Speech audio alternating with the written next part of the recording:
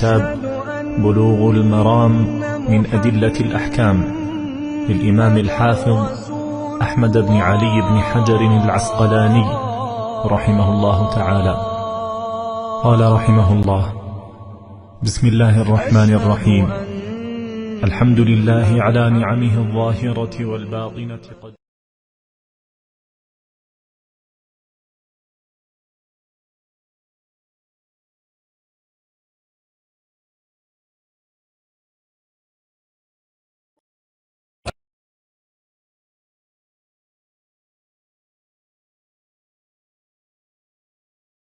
بسم اللہ الرحمن الرحیم. الحمد للہ رب العالمین والصلاة والسلام علی سید الاولین والآخرین وعلی آلہ واصحابہ اجمعین ومن تبعہم بإحسان الی یوم الدین. اما بعد، فعن ابی سعید الخدری رضی اللہ تعالی عنہ قال: اصیب رجل فی عہد رسول اللہ صلی اللہ علیہ وسلم فی ثمار ابتاعها فَكَثُرَ دَيْنُهُ فَأَفْلَسَ فقال رسول اللہ صلی اللہ علیہ وسلم: تصدقوا علیہ فتصدق الناس علیہ ولم يبلغ ذلك وفاء دینہ فقال رسول اللہ صلی اللہ علیہ وسلم لغرمائہ: خذوا ما وجدتم وليس لكم إلا ذلك. رواہ مسلم. محترم حضرات، دینی بھائیوں بہنوں اور بلوغ المرام کی کتاب البیوع میں شریک ہونے والے تمام ساتھیوں، یہ باب التفلیس والحجر یا حجر، اس پر بحث ہو رہی تھی پچھلے ہفتے. اسی سلسلے کی ایک حدیث آج پھر میں نے پڑھی ہے. حدیث کے راوی ہیں مشہور صحابی ابو سعید الخدری رضی اللہ تعالی عنہ.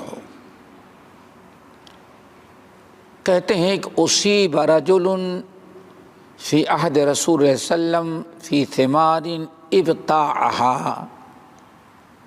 نبی علیہ السلام کے زمانے میں ایک شخص کو بڑی مصیبت میں پڑ گیا. اور مصیبت کیا تھی؟ اس نے کسی سے پھل خریدا تھا اور پھل اس کا ضائع ہو گیا. فی ثمار ابتاعها. انسان نے پھل خریدا اور پھل خریدنے میں اس کا بڑا نقصان اور خسارہ ہو گیا.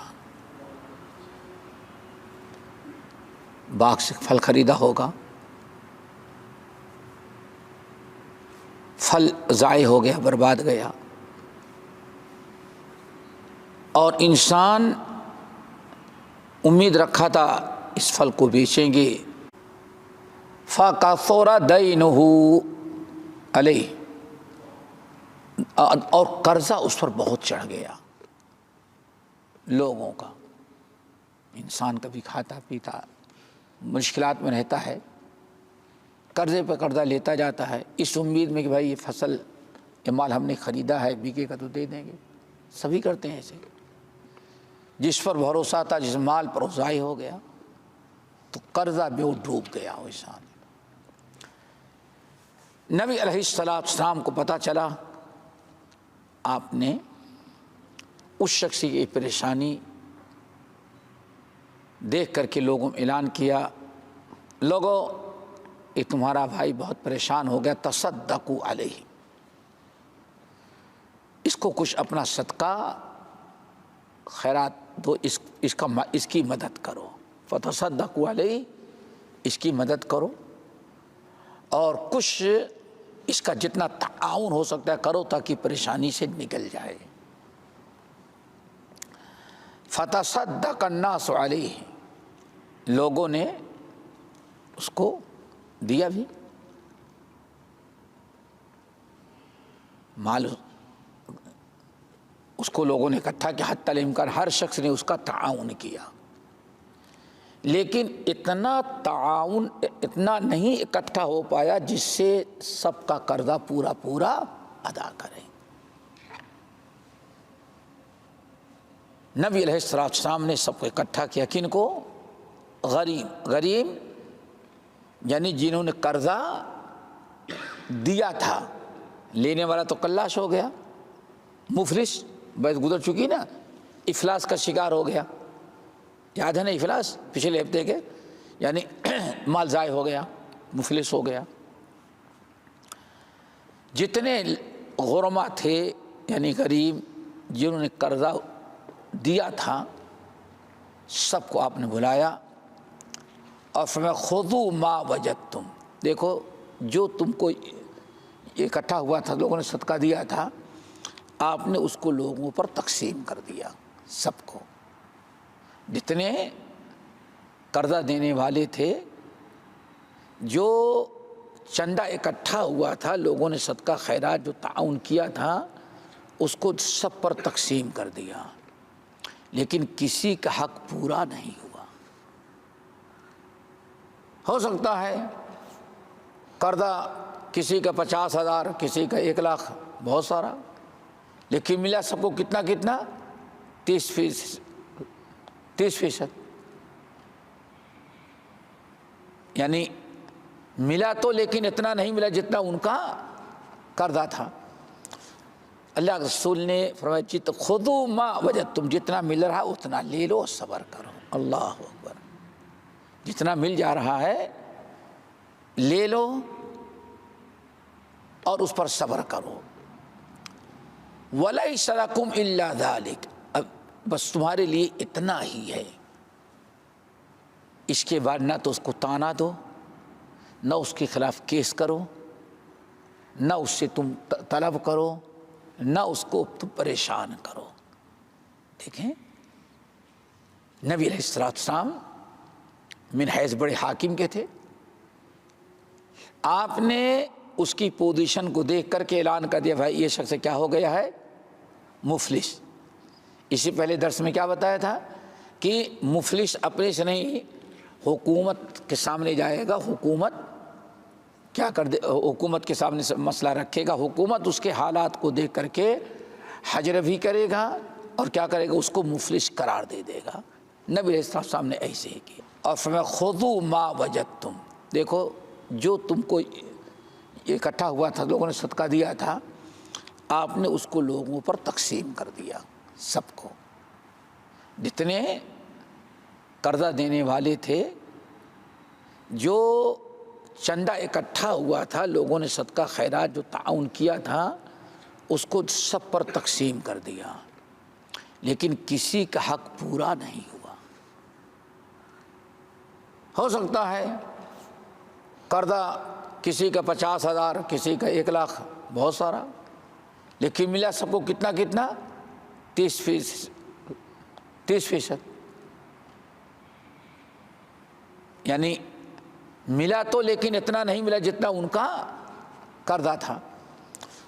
اللہ کے رسول نے فرمایا جت خذوا ما وجدتم، جتنا مل رہا اتنا لے لو، صبر کرو۔ اللہ اکبر، جتنا مل جا رہا ہے لے لو اور اس پر صبر کرو۔ وَلَيْسَ لَكُمْ إِلَّا ذَلِكَ، اب بس تمہارے لیے اتنا ہی ہے، اس کے بعد نہ تو اس کو تانا دو، نہ اس کے خلاف کیس کرو، نہ اس سے تم طلب کرو، نہ اس کو تم پریشان کرو۔ دیکھیں نبی علیہ السلام من حیث بڑے حاکم کے تھے، آپ نے اس کی پوزیشن کو دیکھ کر کے اعلان کر دیا بھائی یہ شخص کیا ہو گیا ہے؟ مفلس۔ اسی پہلے درس میں کیا بتایا تھا کہ مفلس اپنے سے نہیں، حکومت کے سامنے جائے گا، حکومت کیا کر دے، حکومت کے سامنے مسئلہ رکھے گا، حکومت اس کے حالات کو دیکھ کر کے حجر بھی کرے گا اور کیا کرے گا، اس کو مفلس قرار دے دے گا۔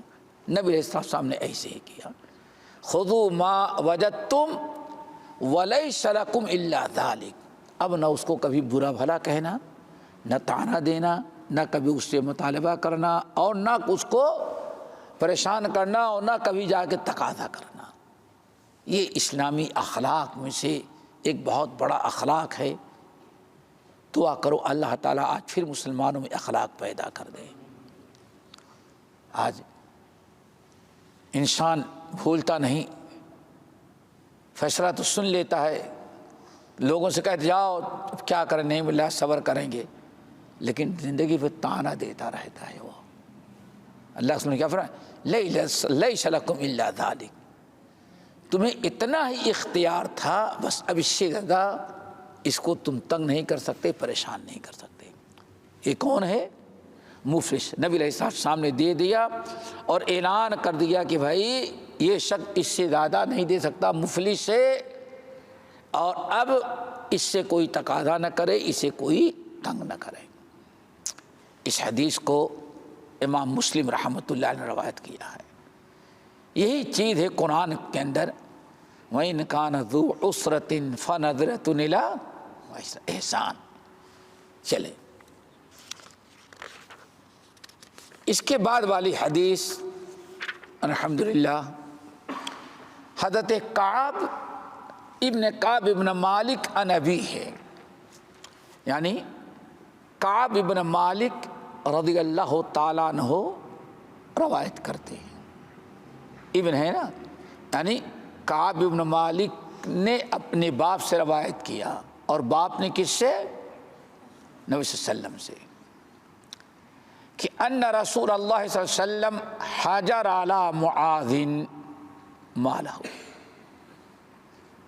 وباعہ فی دین کان علیہ، رواہ الدارقطنی وصححہ الحاکم واخرجہ ابو داؤد فی المراسیل ورجح ارسالہ، اور امام داؤد نے مراسیل، ایک تو سنن ابی داؤد اور ایک ہے مراسیل ابی داؤد، دونوں دو کتابیں، تو سنن میں نہیں بلکہ کس میں ہے؟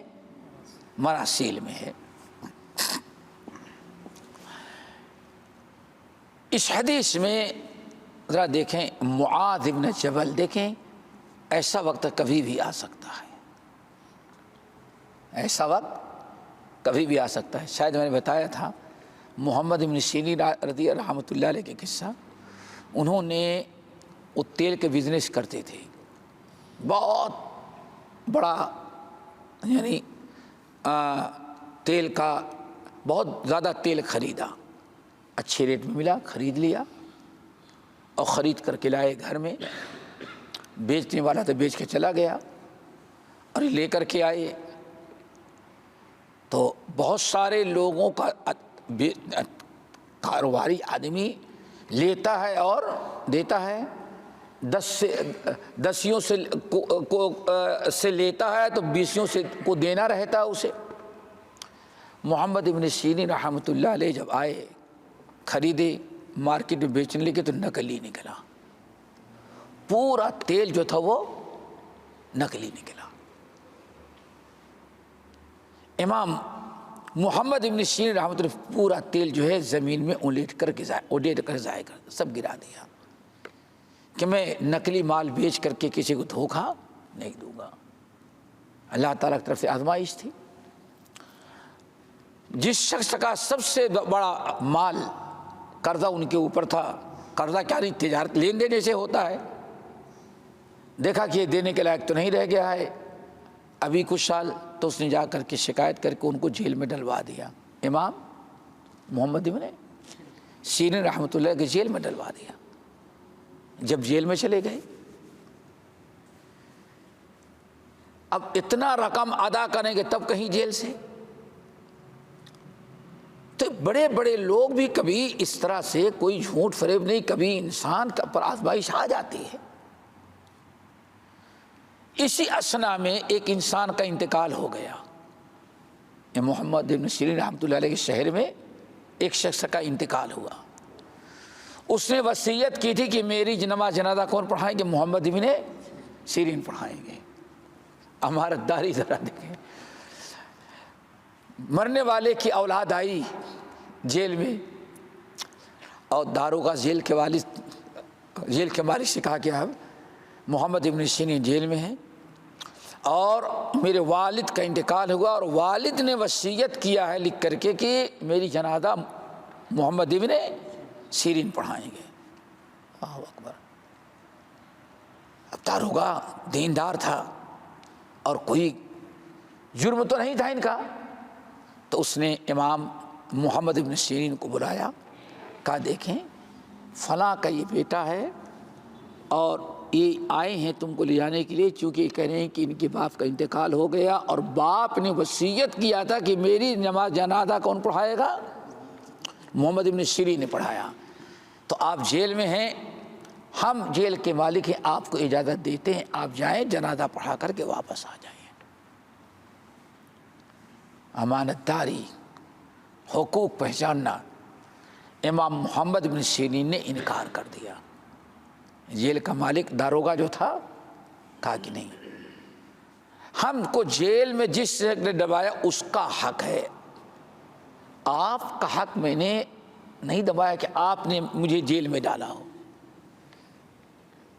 آپ کے لیے جائز نہیں کہ آپ بغیر اس کی اجازت کی مجھے جانے دیں۔ اللہ، یعنی اتنی باتوں میں بھی اللہ تعالیٰ کی یعنی شریعت کی پابندی ذرا دیکھیں، کہیں نہیں ہے۔ کہا کہ ہاں جس شخص نے ہم کو جیل میں ڈلوایا ہے وہ آ کر کے اجازت دے گا تب ہم جائیں گے۔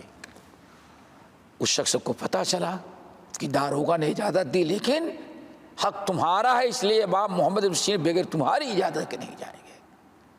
آیا، اجازت دیا، محمد بن سیرین گئے، جنازہ پڑھائی، سیدھے قبرستان جنازہ پڑھائی، تجہیز تکفین کے بعد سیدھے واپس میں جیل کے اندر آ کے حاضر ہو گئے۔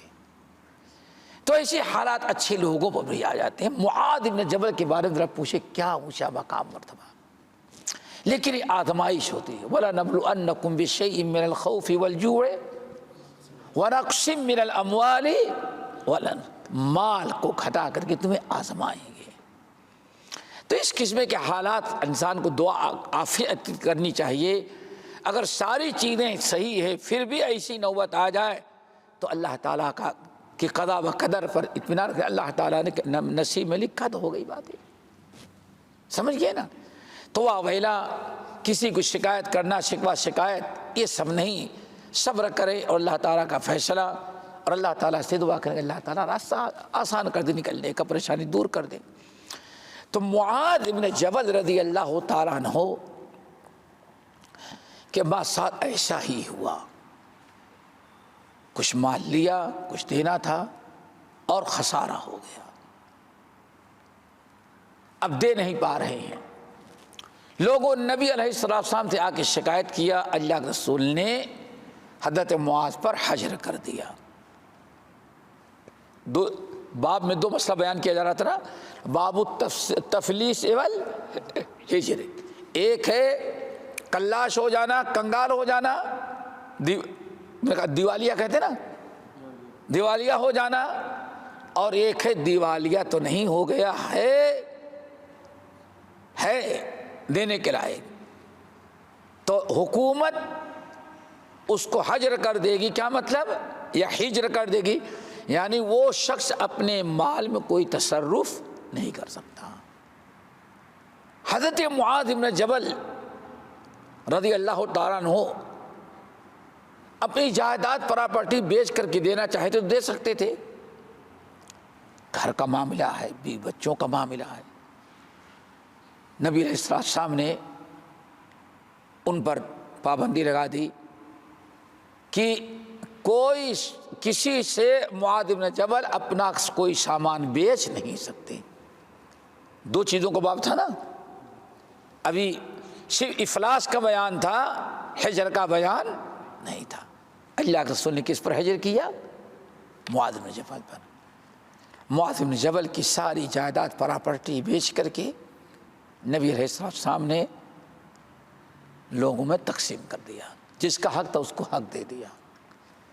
اب معاذ بن جبل رضی اللہ تعالیٰ عنہ پر یہ آزمائش تھی، کوئی چیز باقی نہ بچی۔ لیکن نبی علیہ الصلاۃ والسلام نے فوراً بات شرح حدیث کہتے ہیں اہل سیر، نبی علیہ الصلاۃ والسلام نے فوراً معاذ بن جبل کو یمن کا گورنر بنا کر کے بھیج دیا۔ معاذ بن جبل رضی اللہ عنہ کی دلجوئی، ان کے حالات، ان کی پریشانی کو دور کرنے کے لیے نبی علیہ السلام نے فوراً ان کو کہاں بھیج دیا؟ یمن کا گورنر۔ اب لازمی چیز ہے، گورنر بن کے گئے، وظیفہ ملے گا، بھوکے نہیں رہیں گے، عزت کی زندگی گزاریں گے۔ تو یہ نبی علیہ الصلاۃ والسلام نے ان کے ساتھ ایسے وقت میں حجر تو کر دیا، لیکن اس کا نعم البدل بھی عطا کیا۔ یمن جیسے شہر کے گورنر بنایا، عامل اور حاکم بنایا، استاد اور معلم بنے، بیت المال سے ان کا وظیفہ مقرر ہو گیا۔ الحمدللہ کسی کے سامنے ہاتھ پھیلانے کی نوبت نہ آئی۔ اس حدیث کو امام دارقطنی نے روایت کیا اور امام حاکم نے روایت کیا۔ امام حاکم و دارقطنی نے صحیح کہا ہے۔ امام ابو داؤد رحمۃ اللہ علیہ نے بھی حدیث اپنی مراسیل میں نقل کی۔ مرسل حدیث بارہا میں نے بتایا، اس کو کہتے ہیں کہ تابعی صحابی کا نام نہ لے بلکہ ڈائریکٹ کس سے روایت کرے؟ رسول اللہ صلی اللہ علیہ وسلم سے۔ جیسے حسن بصری مثلا تابعی ہیں، امام زہری، یہ لوگ کس سے روایت کر دیں؟ کسی صحابی سے، تو اس کو کہا جاتا ہے مرسل۔ تو یہ مرسل حدیث ہے، لیکن امام حاکم اور دارقطنی نے اس کو موصولاً روایت کیا ہے اور صحیح قرار دیا ہے۔ تو یہ حدیث ہمارے آپ کے لیے بہت ہی عبرت اور نصیحت کی ہے، دو اعتبار سے۔ ایک تو یہ کس قسم کی پریشانیاں کبھی اچھے لوگ پر بھی آ جاتی ہیں، تو فوراً ہمیں بدگمانی سے کام نہیں لینا چاہیے۔ اچھوں پر بھی آزمائش آ جاتی ہے۔ معاذ بن جبل کا مقام و مرتبہ غور کریں، کون ان کے مقام کو پہنچ سکے، کہ ان پر بھی آزمائش آئی۔ اور میں نے محمد ابن سیرین رحمۃ اللہ علیہ کے بھی واقعہ بتایا ہے، اور ایسے بہت ہوتا تھا۔ اب یہاں کچھ حدیثیں بڑی اہم آ رہی ہیں، بظاہر اس بات سے ان کا تعلق نہیں، لیکن اس بات سے تعلق ہے۔ ہجر کا کیا مطلب ہے؟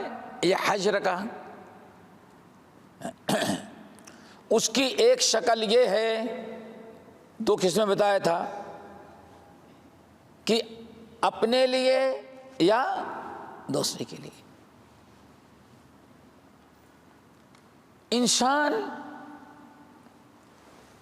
کسی اور کے لیے نہیں، خود مال کا مالک ہے، لیکن عقل اس کی برابر نہیں ہے، سوجھ بوجھ برابر نہیں ہے۔ مال مل جانے کے بعد وہ اڑا دے گا، بیجا صرف کرے گا، خرچ کر دے گا۔ ہم نے بتایا تھا کہ ایک صاحب آئے، ادھر علاقے غیر کے تھے، اللہ اکبر، رو رہے تھے بیچارے، پریشانی۔ کہا کہ پوری زمین یہاں سے ہم پیسہ بھیج کے، ڈرائیور تھے مدرسے میں، اسکول کی بس، بڑی بس چلاتے تھے۔ کہا کہ ہم یہاں سے بھیجتے رہے، باپ کہتا ہے بیٹے مکان بناؤ، مکان بنا کے دیا۔ پھر پتہ چلا کہ فلاں جگہ زمین بک رہی، وہ کہا بھیج کر کے زمین خریدے۔ اب پتہ چلا کہ زمین اچھی خاصی خریدے، اور باقاعدہ زمین میں فصل آ رہی تھی، پورے گھر کا خرچہ چلتا تھا۔ لیکن پڑوس میں کسی نے کتا پالا تھا، اس کا کتا بہت اچھا لگا، تو میرے باپ نے کتے کے بدلے زمین دے دی اس کو۔ کتے کے بدلے کیا دیا اس نے؟ اپنی زمین کو بیچ دیا، کس کے؟ کتے کے لیے۔ اللہ اکبر۔ تو کچھ ایسے لوگ ہوتے ہیں کہ مالک ہیں لیکن تصرف بیجا کرتے ہیں۔ ان میں دو قسم، ایک تو عقل کا کم، دوسرے نابالغ. کیا؟ نابالغ بھی. اسی لیے اب حدیث نقل کر رہے ہیں کہ نابالغ کو مال اس کے حوالے نہیں کیا جائے گا. اب بالغ کون ہوگا؟ اس کے متعلق حدیث حضرت عبداللہ ابن عمر ابن الخطاب رضی اللہ تعالیٰ عنہما کہتے ہیں اُرِثْتُ علی النبی صلی اللہ علیہ وسلم یوم احد وانا ابن 14 سنة فلم یجزنی وَأُرِثْتُ علیہ یوم الخندق وانا ابن 15 سنة فأجادنی. متفق علیہ. وفی روایت للبہقی فلم یجزنی ولم یرنی بلغت وصححہ ابن خزیمہ. عبداللہ ابن عمر ابن الخطاب رضی اللہ تعالیٰ عنہما کہتے ہیں کہ یوم احد میں پیش کیا گیا جنگ کے لیے، یعنی جنگ احد کے موقع پر جو ہجرت کے تیسرے سال، ہجرت کے پہلے سال جنگ بدر ہوئی تھی، دوسرے سال اور تیسرے سال جنگ احد ہوئی تھی. جنگ بدر جب ہوئی تھی تو کفار مکہ کے لوگ شکست کھائے تھے، 70 مارے گئے تو 70 قیدی بنائے گئے، 70 سردار ان کے بڑے بڑے مار دیے گئے تھے. تو ابو سفیان بچ گئے تھے، انہوں نے قسم کھائی تھی کہ میں اپنے سر میں تیل نہیں لگاؤں گا، کنگھی نہیں کروں گا، فلاں نہیں کروں گا، فلاں نہیں کروں گا، جب تک کہ مسلمانوں سے ہم بدلہ نہ دینے. ابو سفیان اس جنگ میں نہیں تھے کیونکہ وہ مکہ پہنچ جانے میں کامیاب ہو گئے تھے. جو قافلہ لے کر کے شام سے جا رہے تھے، کافر مکے میں چلے گئے. تو ابو سفیان نظرمانی تھی. ٹھیک سال بھر کے بعد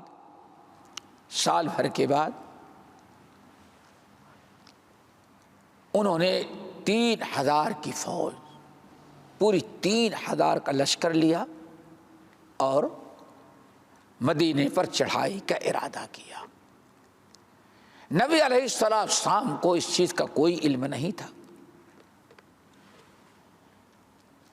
مکے کی فوج یا اہل مکہ احد پہاڑ کے پیچھے دامن، اس کے دامن اپوزٹ سائڈ تاکہ مسلمان دیکھ نہ سکیں، اپنے وفد آ رہے ہیں، ان کا سامنا، ان کے اسلحے آ رہے ہیں، ساری چیزیں آ کے جمع ہو رہی ہیں اور کسی کو پتہ نہیں. نبی علیہ السلام بالکل غفلت میں تھے. لیکن کچھ چرواہے مدینہ طیبہ کے جو چرا رہے تھے ان کو نظر آیا کہ کچھ لوگ یہاں سامان لاتے ہیں، اتارتے ہیں، خیمے لگا رہے ہیں اور یہاں لوگ اکٹھا ہو رہے ہیں.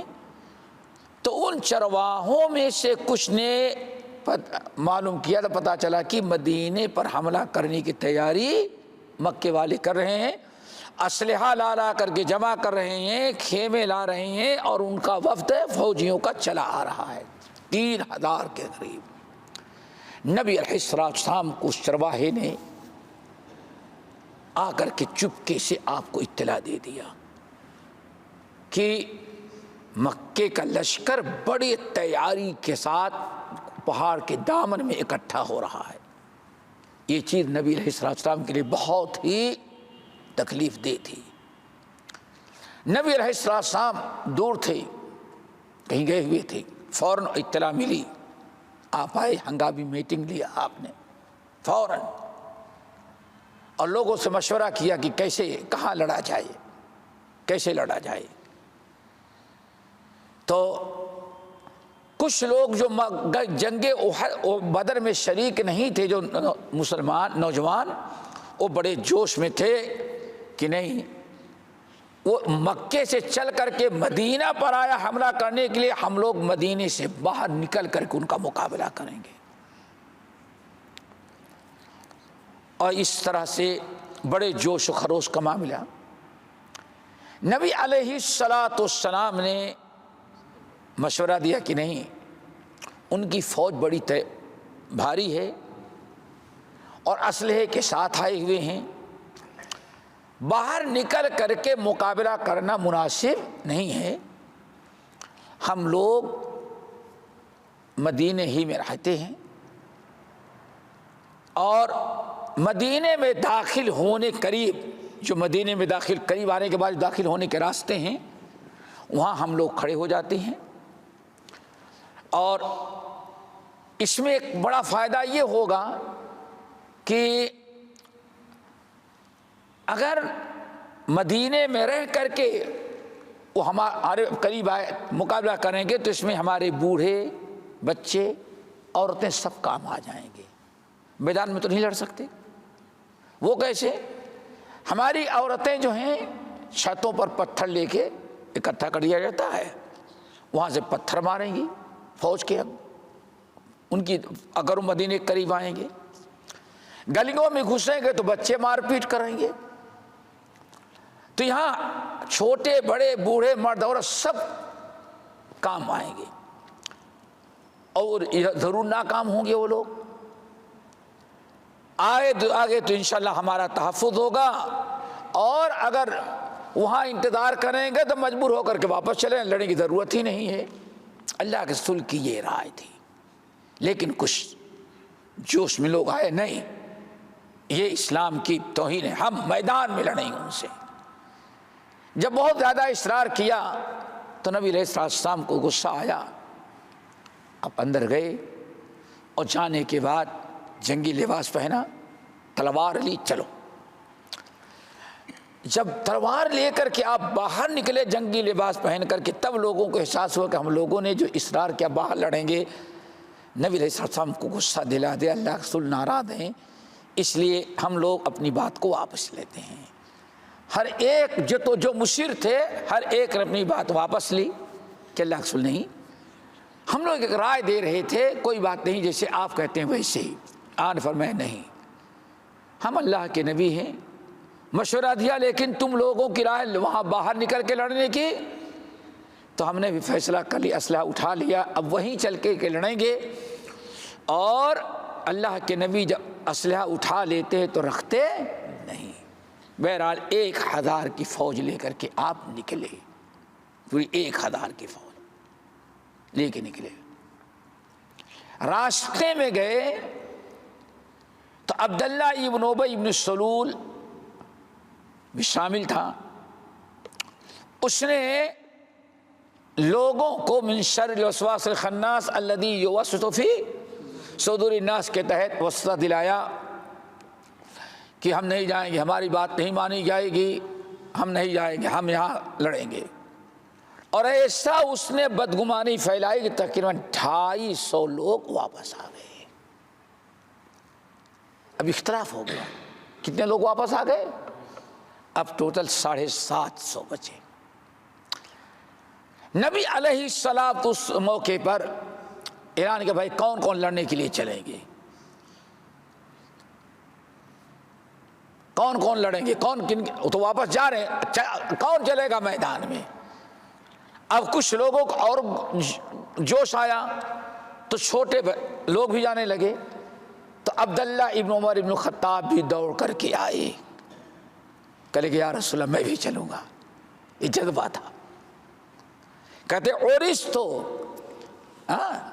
کیا ہے اورستو، اور مجھے کیا کیا گیا؟ اللہ کے رسول کے سامنے لایا گیا۔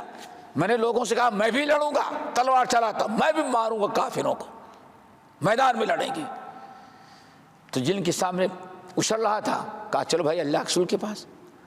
نبی علیہ السلام کے پاس آئے گیا، یا رسول اللہ یہ بچہ بھی لڑنے کے لیے تیار ہے، بہت جوش میں ہے۔ اور میں کتنی عمر ہے؟ کہا 14۔ کہا واپس جاؤ۔ اللہ کے رسول نے واپس لوٹا دیا، ان کو اجازت نہیں دی۔ آئی بات سمجھے؟ حالانکہ ضرورت تھی، جوش تھا، اللہ نے فرمایا تم واپس جاؤ۔ बैहकी की रवायत में और इब्न खुदैमा की रवायत में लौटाने की वजह क्या है, गौर से सुने। कहते हैं कि चूंकि अल्लाह के रसूल ने देखा मैं नाबालिग हूं, अभी बालिग नहीं हूं। नहीं समझ में आया? यहां किताबुल बुयू चल रही है और हिज्र का मसला, तो अल्लाह सुन फरम हत्ता इदा बलगुन निकाह, सूरत बकरा के हैं जब वो निकाह यानी बुलूगत को पहुंच जाए बच्चे तब उनको देना, ठीक है ना।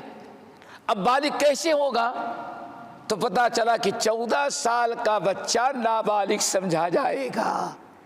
इस मसले को साबित करने के लिए जंग वाली हदीस जो थी इब्न हजर रहमतुल्लाह ने कहा नकल किया किताबुल बुयू में। आई बात समझ में ना, न समझो तो बताएं, वादे है ना। कहते हैं चूंकि हमको इसलिए अल्लाह के रसूल ने वापस लौटा दिया, कहा वापस घर जाओ बैठो। क्यों? अल्लाह के रसूल ने देखा मैं अभी बुलूगत को नहीं पहुंचा, नाबालिग हूं मैं।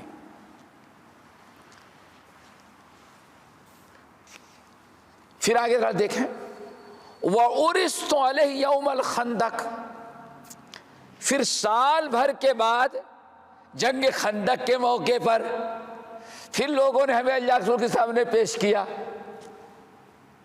कि अल्लाह के रसूल ये बच्चा भी लड़ने के लिए दर जज्बा रहा देखे, हिम्मत और जज्बा रहा देखे।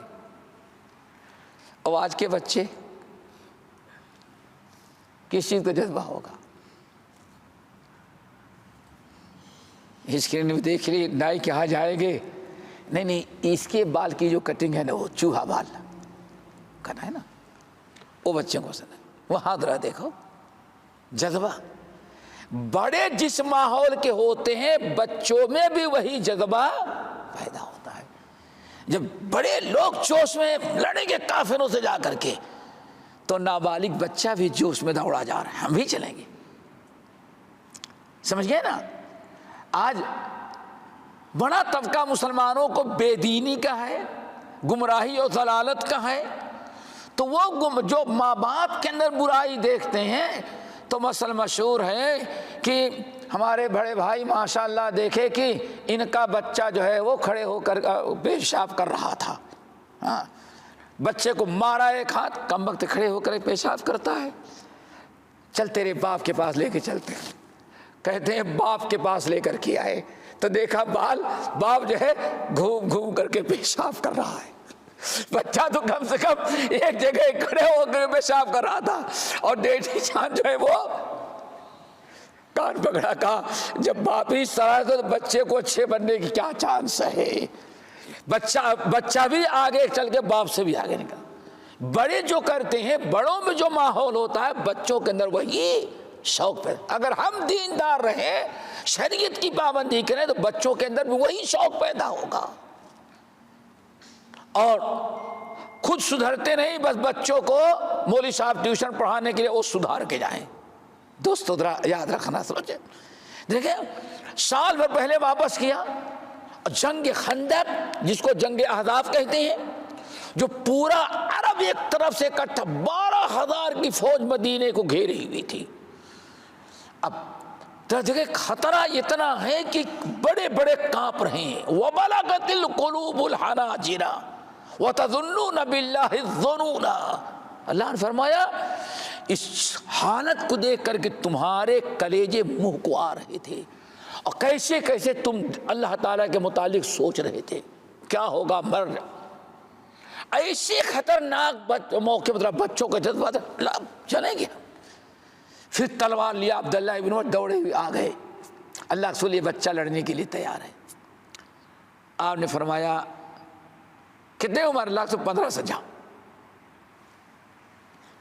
कितने उम्र है?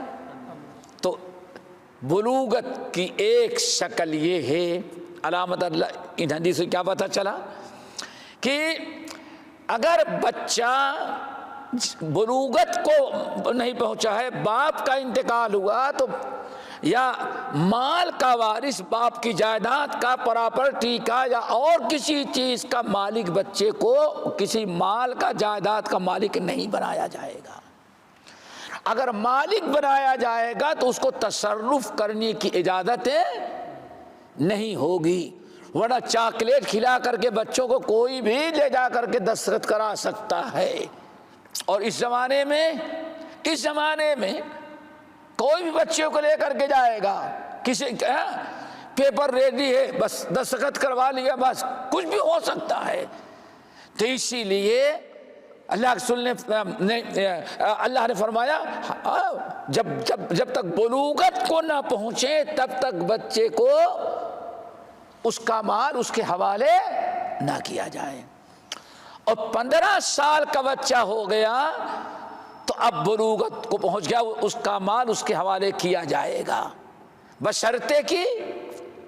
بشرطے کہ اپنے مال کی حفاظت کی صلاحیت اور سوجھ بوجھ اس کے اندر۔ فَإِنْ آنَسْتُم مِّنْهُمْ رُشْدًا، اگر تو سمجھتے ہو کہ اس کے اندر اتنی سمجھ آ گئی ہے کہ وہ ماں باپ وہ مال کو کی حفاظت کر سکتا ہے جائیداد کی، تب اس کے حوالے کیا جائے گا۔ اور یہ کب ہوگا؟ آج بہت ضرورت۔ ایک تو یتیم، مثال کے طور پر آپ کے بھائی کے انتقال ہو گیا، آپ کے بہنوئی کے انتقال ہو گیا، آپ کے بیٹے کے انتقال ہو گیا۔ مشکل یہ ہے کہ اسلام نے اگر بچے چھوٹے ہیں تو پورا کنٹرول کون ہوگا بچے کا؟ ام الرجل سن و ابی، اگر باپ نہیں ہے تو تایا اور دادا ہے، دادا نہیں تو کون ذمہ دار ہوں گے؟ چاچا ہوں گے، تایا ہوں گے، وہی ذمہ دار ہوں گے۔ اب بچوں کی امانت آپ کے پاس ہے، یتیم بچے ہیں، ان بچوں کے مال کی حفاظت آپ کریں، ان کا خرچہ دیں، اس سے نکالیں، سنبھالیں جائیداد پراپرٹی۔ بلوغت کو پہنچ گئے آپ کے بھتیجے، جب بھی آپ اس وقت ان کا مال ان کے حوالے کریں جب کہ دیکھتے ہیں کہ ہاں ان کے اندر اپنے مال کی حفاظت کی فکر اور صلاحیت پیدا ہو گئی ہے۔ اگر صلاحیت پیدا نہیں ہوئی ہے تو مزید آپ کو مال اپنے پاس رکھ کے حفاظت کرنے پڑے گا جب تک کہ بچوں کو سوجھ بوجھ نہ آ جائے۔ فَإِنْ آنَسْتُمْ رُشْدًا، جب دیکھو کہ ہاں بچے ان کے اندر سوجھ بوجھ تب اس کو دو۔ تو یہ اسی طرح سے ممکن ہے کبھی ماشاءاللہ ہوتا ہے بیٹے کا انتقال ہوگا، دادا موجود ہے تو دادا کی ذمہ داری ہے پوتے کی، اگر بلوغت کو نہیں پہنچے ہیں تو بچوں کے باپ کی جائیداد پراپرٹی کی حفاظت کی ذمہ دار کون ہوگا؟ دادا ہوگا۔ دادا کا فریضہ ہے کہ جب تک پوتوں کے اندر پوری مکمل سوجھ بوجھ نہ آ جائے تب تک بلوغت کے ساتھ ساتھ سوجھ بوجھ نہ آ جائے تب تک وہ مال ان کے حوالے کرنا جائز نہیں ہے۔ دعا کرو ایسے ہی، یہاں تو میڈم چلی جاتی ہیں، بس ہمارا میکا ہمارا بچے، کیا خیال ہے؟ یہی ہوتا ہے نا۔ تو یہ بہرحال ضائع نہ ہو، بچوں کی حفاظت ہو۔ اس حدیث کو یہاں نقل کیا گیا کہ بلوغت کا اعتبار کیا جائے گا۔ بلوغت کے 3 علامتیں بتائی جاتی ہیں بلوغت کی۔ اس حدیث سے پتہ چلا کہ نابالغ اور بالغ کا فیصلہ کیسے ہوگا؟ عمر پر۔ 15 سال کا بچہ جب تک نہیں ہوتا لڑکا تب تک بلوغت کو نہیں پہنچنا، بالغ نہیں سمجھا جائے گا۔ میرا خیال ہے دنیا کے قانون کے مطابق 18 سال، ہاں 18 سال، سمجھ گئے نا۔ ایک تو یہ ہے۔ بلوغت کی دوسری حدیث آپ دیکھیں، اگلی حدیث سمجھے تو آتا ہے۔ وعن عطیہ القرظی، عطیہ القرظی، پہلی حدیث سمجھ آگی نہیں؟ عبداللہ، یہ عطیہ القرظی رضی اللہ تعالیٰ عنہ، ایک قرظی کہا جاتا ہے چونکہ بنو قریظہ کے رہنے والے تھے۔ مدینہ طیبہ میں یہودیوں کو جو 3 قبیلے تھے، بنو قینقاع، بنو نذیر اور بنو قریظہ۔ بنو قینقاع جنگ بدر کے بعد بے دخل ہو گئے۔ بنو نذیر نبی علیہ السلام پر قتل کرنے کی سازش کی تھی، معلوم ہے، پتھر گرا کر کے اس وقت جلا وطن کیے گئے۔ بنو قریظہ رہ گئے تھے۔ بنو قریظہ کے ساتھ معاہدہ تھا کہ ہم لوگ مل کر کے رہیں گے، باہر کا کوئی دشمن اگر حملہ کرے گا ہمارے اوپر، ہمارا ہو یا آپ کا، ہم دونوں مل کے اس کا مقابلہ کریں گے، یہ معاہدہ تھا۔ لیکن جنگ خندق کے موقع پر جو 5 ہجری کے اندر ہوئی ہے، جنگ خندق کے موقع پر 4 ہجری میں، 4 ہجری یا 5ویں کی ابتدا، کچھ فرق ہے تھوڑا تھا، جنگ خندق جو ہوئی ہے، اس موقع پہ جب عرب کی ساری قومیں کفار مشرکین کی مدینے کا محاصرہ کر لیا، تو عین موقع پر یہودی بنو قریظہ جو تھے انہوں نے مسلمانوں سا کا معاہدہ توڑ کر کے کس سے مل گئے؟ عرب کے لوگوں سے۔ جو عرب کے لوگ آئے تھے انہوں نے کہا ان کا ساتھ چھوڑ کر کے میرے ساتھ ہو جاؤ، ہم تو چلے جائیں گے، مسلمانوں کی ساری جائیداد پراپرٹی، ان کو تو قتل کر دیا جائے گا، مسلمانوں کو ساری جائیداد پراپرٹی یہودی تم لے لینا۔ اس میں بنو قریظہ کے یہودی بہت خوش ہو گئے اور یقین کر لیا مسلمان تو بچیں گے نہیں، اتنی بڑی فوج آئی، 12,000 کے لوگوں نے گھیراؤ کیا ہوا ہے، یہ مسلمان ختم کر دیے جائیں گے اور یہ لڑنے والے عرب چلے جائیں گے، یہ بنے بنائے مکانات، جائیداد پراپرٹی سب کس کے قبضے میں آ جائے گی؟ ہمارے۔ اس حرص اور تمام یہودیوں نے نمک حرامی کی غداری کیا اور معاہدہ تو اس سے مسلمانوں کی تکلیف بہت بڑھ گئی تھی۔ وَبَلَغَتِ الْقُلُوبُ الْحَنَاجِرَ، بہت پریشانی ہوئی، لیکن اللہ تعالی مدد کیا۔ جب بہت پریشان ہو گئے تو صحابہ نے کہا یا رسول اللہ، حالات تو دیکھ رہی ہیں کہ اب کیا ہو گئے ہیں، ہم لوگ کیا کریں ایسے موقع پر؟ تو اللہ صلی اللہ علیہ وسلم فرمایا، خوب کثرت سے پڑھو اللہم استر عوراتنا وآمن روعاتنا، اس دعا کو خوب کثرت سے پڑھو۔ حضرت ابو سعید خدری کہتے ہیں ہم لوگوں نے بالکل مایوسی، ہم لوگوں پر طاری ہو رہی تھی، سمجھے اب نہیں بچ سکیں گے، اور ہم بچ گئے تو ہمارے بیوی بچے نہیں بچیں گے کہ یہودی داخل مدینہ میں بغاوت کر چکے ہیں۔ لیکن اس دعا کو اللہ کے رسول نے سکھایا، ہم لوگوں نے پڑھنا شروع کیا، اللہ تعالیٰ نے گئی بھی ایسی مدد کی ہوا بھیج کر کے، بارش برسا کر کے کہ نامراد کفار سارے عرب کے لوگ واپس چلے گئے اور ہم لوگوں کو اللہ نے فتح عطا کر دیا۔ اللہم استر عوراتنا وآمن روعاتنا۔ اللہ، میرے بھائی، جب جنگ کفار مکہ چلے گئے اور بنو قریظہ کے لوگ اکیلے رہ گئے، نبی علیہ السلام صحابہ کرام کو لے کر کے جب واپس لوٹے مدینہ تو گرد و غبار کی وجہ سے نہانا مشکل ہو گیا تھا۔ آپ گئے نہانے کے لیے، نہا کر کے جیسے نکل رہے تھے اور ام المومنین رضی اللہ تعالیٰ عنہ تولیہ لے کے کھڑی ہیں کہ اللہ رسول پانی پہنچیں گے، تو کہتی میں نے پوچھا کہ دیکھا اللہ رسول کہاں، کدھر جانا ہے؟ کسی کو دیکھ نہیں رہی، اللہ رسول بات کر رہے ہیں، میں سمجھا ہم سے بات کر رہی ہیں، اللہ رسول کسی اور سے بات کر رہے ہیں، کہاں کدھر جانا ہے؟ ارے ادھر، بس اللہ رسول تولیہ لے پانی پوچھے جنگ کی تیاری میں، کہا یا رسول کیا ہوا، کس سے بات کر رہے تھے؟ کوئی نظر نہیں آ رہا تھا، کہاں چلے جا رہے ہیں؟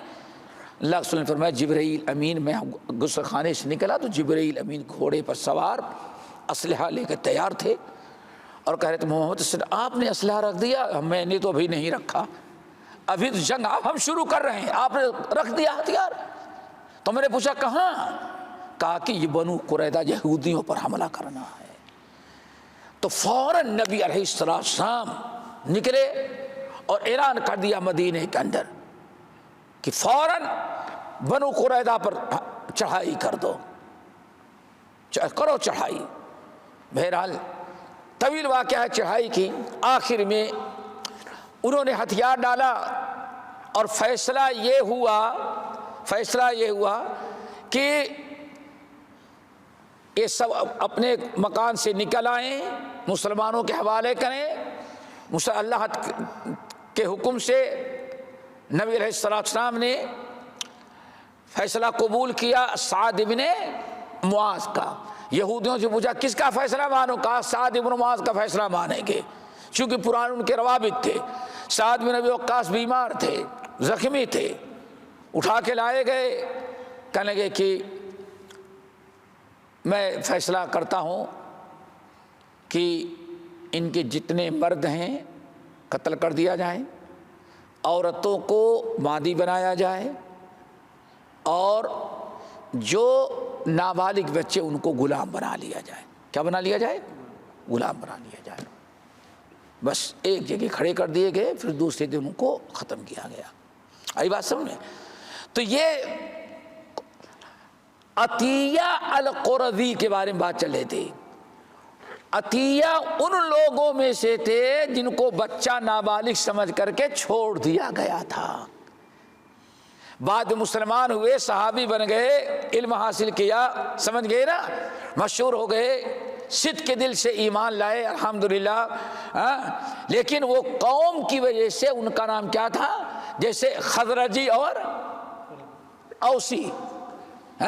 کون؟ انصار دو قبیلے، اوسی اور خزرجی۔ ایسے ہی جو ادھر سے مسلمان ہوئے تھے ان کو کیا کہا گیا؟ قرظی۔ اب ذرا سنیں ان کا، نابالغ تھے، ان کو کیسے چھوڑا گیا؟ سنیں، کہتے ہیں اوریزنا علی النبی صلی اللہ علیہ وسلم یوم اوریزنا علی النبی صلی اللہ علیہ وسلم یوم قریظہ، قریظہ کے دن ہم کو اللہ کے نبی علیہ السلام کے سامنے پیش کیا گیا۔ قریظہ کے دن وہی جب نیچے اتر گئے، آ گئے، اور حضرت سعد بن معاذ نے فیصلہ کیا، اور فیصلہ کیا کیا؟ جتنے لڑنے کے لائق مرد ہیں سب کو قتل کیا جائے، چونکہ باقی ہیں انہوں نے بغاوت کیا۔ نمبر 2، جتنی عورتیں ہیں ان کو مادی بنایا جائے، عورتوں کو نہیں مارا جائے گا سوائے ایک عورت کے۔ نمبر 2، جتنے بچے ہیں ان کو قیدی بنایا جائے۔ اللہ رسول نے فرمایا، خوش ہو گئے، سعد بن معاذ نے الحمدللہ وہی فیصلہ کیا جو فیصلہ آپ عرش پر اللہ کو بھی پسند ہے اور فرش پر محمد صلی اللہ علیہ وسلم کو بھی پسند ہے۔ یعنی یہ فیصلہ کس کا تھا؟ سعد بن معاذ کا، لیکن فیصلہ وہ تھا جو اللہ تعالیٰ نے ان کے دل میں ڈالا۔ اس لیے اللہ نے فرمایا یہ وہی فیصلہ ہے جو اللہ کے بھی مرضی کے مطابق ہے اور محمد صلی اللہ علیہ وسلم کے بھی مرضی کے مطابق ہے۔ ہو گیا نا؟ اب پکڑ کے لائے گئے، گردن ماری گئی۔ اب بالغ اور نابالغ کا پتہ کیسے چلے؟ کہتے ہیں کہ اب جن کے بارے میں شک ہوتا کہ بالغ ہوا نہیں، اس کو نبی علیہ السلام کے سامنے پیش ہوتا، اور اللہ کے رسول نے جن کو مقرر کیا تھا معلوم کرو، تو عمر پوچھتے تو سب کہہ دیتا کہ میں 15 سال 14 سال کا ہوں، 2-4 آدمی باپ بھی کرے، تو اللہ کے رسول نے جو کچھ اللہ کی طرف سے، اللہ کے رسول نے فرمایا سب کے دیکھو، اگر زیر ناف آ گیا ہے تو بالغ، اگر زیر ناف نہیں آیا ہے تو زیر ناف سمجھتے ہیں نا، اندر کے بال کو کیا کہتے ہیں؟ ناف کے نیچے کے بال، بلوغت کی۔ اگر زیر ناف بال آ گئے ہیں، ناف اس کی زیر کے نیچے تو اس کا بال ہی کا نام زیر۔ اگر بال آ گئے ہیں زیر ناف تو کیا کریں گے؟ بالغ ہیں، اور اگر نہیں آیا ہے تو نابالغ۔ حضرت عطیہ قرظی کہتے ہیں الحمدللہ میرے بال نہیں آئے تھے، تو اللہ سے بچاؤ نابالغ چھوڑ دے اس کو۔ عطیہ القرظی کہتے ہیں میں ان لوگوں میں سے تھا جن کا شمار نابالغ میں تھے، کیوں؟ ابھی بال ہمارے نہیں آئے تھے۔ نبی علیہ السلام جو کچھ کیا اللہ تعالیٰ کے حکم سے، اگر ویسے پوچھتے تو ہر آدمی کو پتہ چل جاتا، تو ہر آدمی اپنی عمر بتاتا، لیکن اللہ نے فرمایا کہ ہاں بالغ اور نابالغ کا پتہ اس سے لگاؤ۔ اب کوئی انکار نہیں کر سکتا تھا۔ تو جتنے لوگوں کے ابھی زیر ناف نہیں آئے تھے سب کو نبی علیہ السلام نے معاف کیا، اور الحمدللہ ان میں سے سب نے کلمہ پڑھ کر کے بعد مسلمان ہو گیا۔ یہ اس حدیث سے پتہ چلا، کہتے ہیں وَمَن لَّمْ يُنبِتْ من انبتا قتلا، جس کے زیر ناف بال تھے اس کو قتل کر دیا گیا۔ وَمَن لَّمْ يُنبِتْ خُلِّيَ سَبِيلُهُ، اور جس کے زیر ناف کے بال نہیں تھے اس کو چھوڑ دیا گیا۔ فَقُلْتُ مِمَّن لَّمْ يُنبَتْ، اور الحمدللہ میں ان لوگوں میں ساتھ تھا جن کے بال نہیں نکلے تھے۔ فَقُلِّيَ سَبِيلِي، میرا راستہ بھی چھوڑ دیا گیا، میری بھی جان بچ گئی۔ اس حدیث کو اربعہ نے، ابو داؤد، ترمذی، نسائی، ابن ماجہ نے، امام ابن حبان اور حاکم نے، سبوں نے روایت کیا ہے۔ یہ ابن حجر رحمۃ اللہ علیہ ہاں نقل کر کے بتانا چاہتے ہیں کہ بلوغت کا پتہ لگانے کا دوسرا طریقہ یہ ہے، گرچہ اس کا تعلق ادھر سے نہیں ہے، اس کا تعلق ہے یہاں برا ہے کہ اللہ نے فرمایا جب بلوغت کو پہنچ جائیں تب ان کے مال حوالے کرو اگر سوجھ بوجھ آ گئی ہے تو۔ بلوغت کے یہ دو طریقے، ایک تیسرا طریقہ اور ہے انشاءاللہ جس کا تذکرہ اگلی مجلس میں آئے گا۔ اللہ ہم سب کو عمل کی توفیق نصیب فرمائے۔ اقول قولی ھذا واستغفر اللہ من کل ذنب واتوب الیہ۔